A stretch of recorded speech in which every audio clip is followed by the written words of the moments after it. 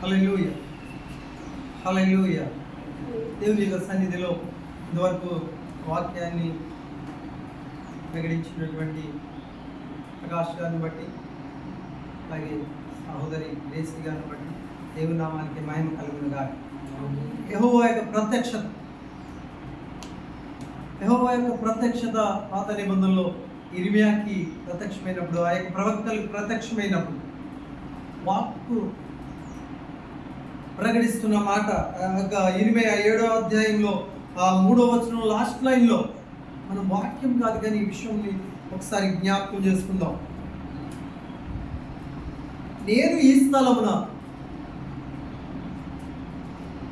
మిమ్మును నివసింపజేయనట్లు మీ మార్గములను మీ క్రియలను దిద్దుకొనుడి.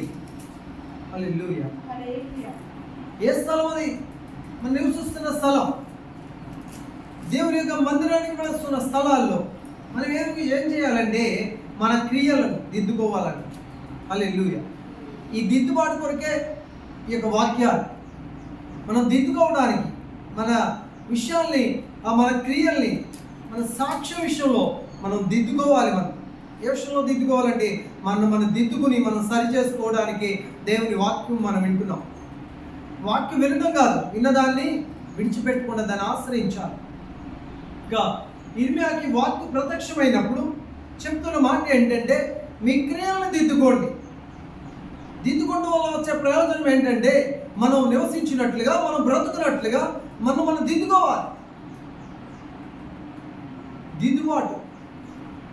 అందుకే వాక్యము దేవుడై ఉందని యోహాను యొక్క సువార్తలో చెప్తా ఉంటారు. ఆ సువార్తలో మనం చూసినట్లయితే ఆది యందు వాక్యము ఉండెను, వాక్యము దేవుని యొద్ద ఉండెను, వాక్యమే దేవుడై ఉండెను, ఆయన ఆది యందు దేవుని యొద్ద ఉండెను, సమస్తమును ఆయన మూలముగా కలిగెను, ఆయన లేకుండా ఏమీ కలగలేదు. ఇప్పుడు వాక్యం ఏమై ఉన్నది?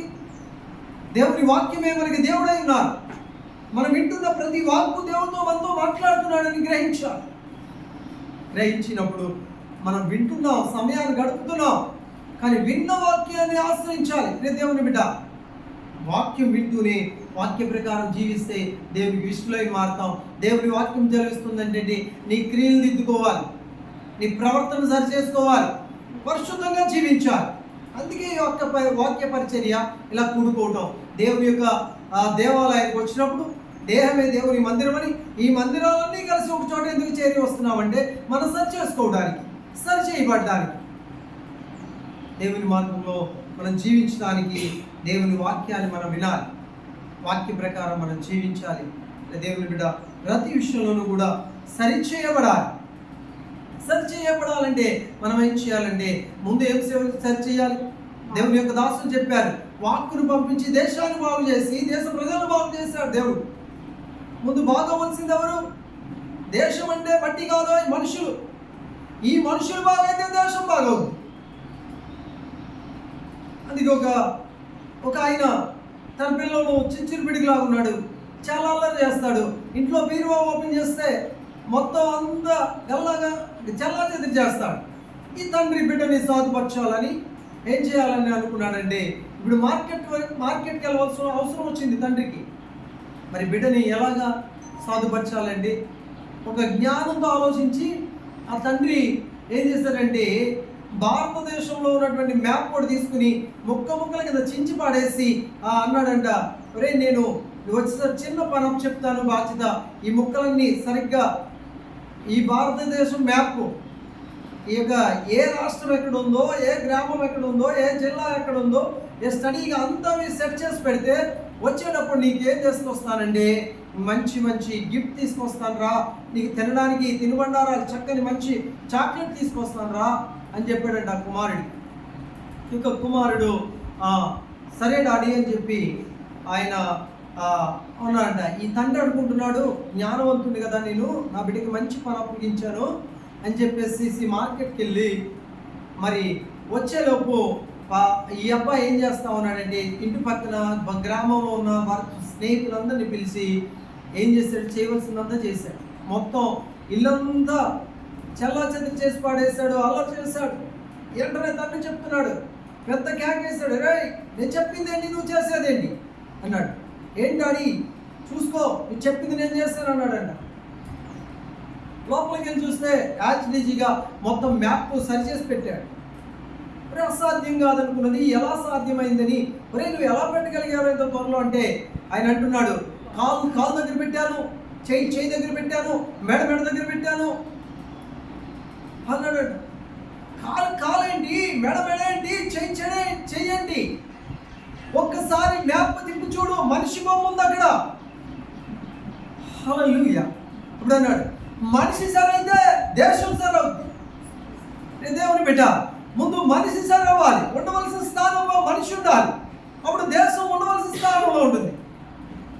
మనిషి మార్గం తొలగిపోయాడనే ఇది యేసు చెప్తున్నారు, నేను మార్గాన్ని, నా మార్గంలోనికి మీరు వస్తే సరవుతారు, నేను సత్యాన్ని, ఈ సత్యాన్ని మీరు తెలుసుకుంటే సరవుతారు, నా యొక్క మాటల్లో జీవం ఉంది, జీవ మార్గంలోనికి రండి దేవుడు చెప్తున్నాడు యేసయ్య.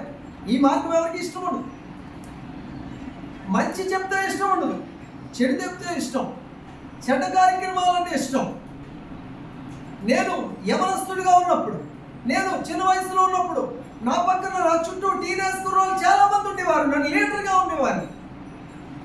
కానీ ఎప్పుడైతే ఈ మంచి మార్గంలోకి వచ్చానో నాకు అందరూ యాంటీ అయిపోయారు. వారితో పాటు సిగరెట్ తీసుకుంటే మంచోడిని, వారితో పాటు ఆల్కహాల్ తీసుకుంటే మంచోడిని. ఈరోజు చెడ్డని ఎంకరేజ్ చేస్తుంది మానవ లోకం, మంచిని తీసుకోవట్లా. మంచి నేర్పిస్తున్నటువంటి ఒక దేవుని వాక్యం మంచి నేర్పిస్తుంది, మంచి దగ్గరికి ఎవడు రాడు. నేను దేవుని బిడ్డ, ఈ మంచిని నేర్చుకోవడానికి, మంచి మార్గంలోనికి రావడానికి దేవుని యొక్క వాక్కు ఇర్మియాకి ప్రత్యక్షమై మీ యొక్క క్రియలను దిద్దుకోండి. మీ మార్గములు, మీ క్రియలు మీరు దిద్దుకోవాలి.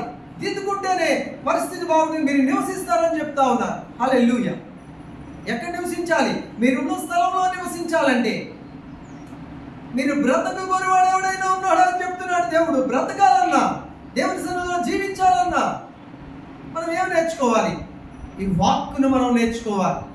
అందుకే సామెతల గ్రంథం 3వ అధ్యాయంలో ఈ వాక్యమును మీ హృదయం అనే పలక మీద రాసుకోమన్నాడు. ఇర్మియా గ్రంథంలో ఈ యొక్క వేళ్ళకి ఉంగరముల వల్ల కట్టుకోమన్నాడు, హృదయాన్ని మాస్కం వల్ల కట్టుకోమన్నాడు దేవుడు. దేవుని బిడ్డ, వాక్యాన్ని మనం చెప్పడం కాదు, వాక్యం మనం వినడం కాదు, విన్నా చెప్పిన ప్రతిదీ కూడా మనం వాక్య ప్రకారం జీవిద్దాం, వాక్యంలో నడుచుకుందాం. దేవుని నామానికి మహిమ కలుగును గాక. హల్లెలూయా.